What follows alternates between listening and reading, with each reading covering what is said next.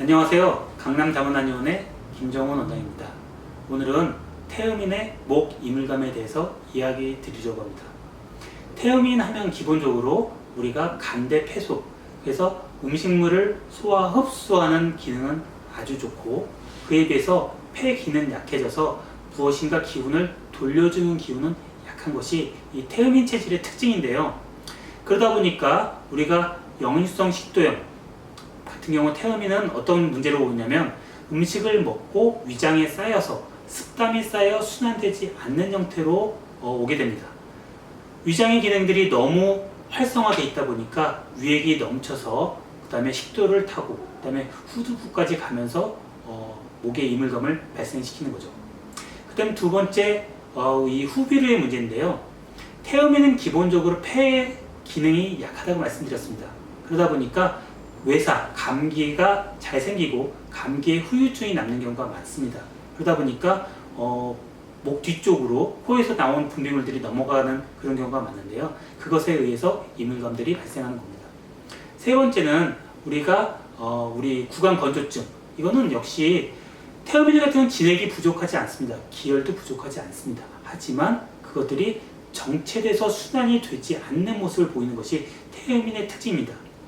앞서 말한 소음인 같은 경우는 부족하거나 또는 소양인 같은 경우는 진액이 잘 움직이지 않거나, 그런데 이 태음인 같은 경우는 진액은 충분하지만 그것들이 정체돼서 움직이지 않기 때문에 구강건조증이 생기기 쉽습니다. 그리고 네 번째로는 만성 인후두부염인데요. 마찬가지로 우리 자율신경계가 문제가 발생을 하면서 우리가 태음인들 같은 경우는 겁심이 많다고 표현을 하는데요. 무엇인가에 대해서 예민한, 자율신경계가 예민한 이런 반응들이 잘 일어납니다. 그래서 그런 경우에 역시 만성 인후두부염이 생기기 쉽습니다. 그리고 다섯 번째로 태음인의 매액기인데요. 매액기는 우리가 여러 가지 증상이 복합적으로 오기 때문에 아주 복잡다단합니다. 자율신경계의 문제, 위장의 문제, 그리고 체액의 순환 문제 등등이 함께 있을 때 이 매액기의 증상이 발생하여 매액기가 발생하게 되면 잘 낫지 않고 오래가는 그런 이유입니다. 태음인들 같은 경우는 이 목 이물감이 있을 때 어떻게 하면 좋아질 수 있느냐? 기본적으로 제가 제안드리는 것은 태음인들은 몸을 움직여서 체액의 순환을 시키는, 땀을 흘리게 만드는 그런 활동을 하는 것이 가장 좋습니다.